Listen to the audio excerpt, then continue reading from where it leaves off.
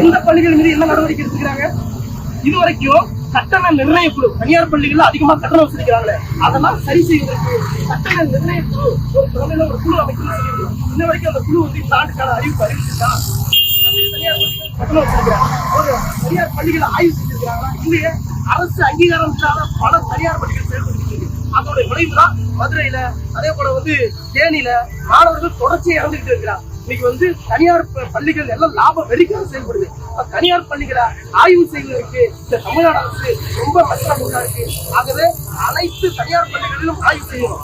அரசு அங்கீகாரம் இன்றி செயல்படும் அனைத்து தனியார் பள்ளிகளை இழுத்து மூடணும், அரசுரிமை ஆக்குவதுதான் உங்களோட கோரிக்கை. பிரதான கோரிக்கை என்னன்னா, தனியார் பள்ளிகள்ல நடக்கும் குளறுபடிகள், குறிப்பா அதிகமாக கட்டண வசூலிப்பு செய்த இந்த கல்வி நிறுத்தம் தமிழ்நாடு அரசு முக்கியமாக கருத்து முக்கியமான கோரிக்கை வச்சு முதல் கட்டணம் முற்றுகை போராட்டத்தை முக்கியமான ஒன்றிய அரசு தமிழக அரசு ஒன்றிய அரசு தமிழக அரசு ஒன்றிய அரசு தமிழக அரசு ஒன்றிய அரசு தமிழக அரசு கட்டாய கல்வி உரிமை சட்டத்தை மதிக்காமல் செயல்படுகின்ற தனியார் பள்ளிகள் மீது தானே நடவடிக்கை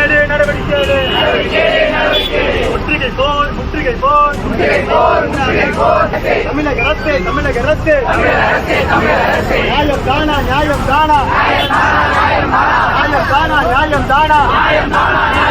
தனியார் பள்ளிகளின் கொள்கை கட்டண கொள்கை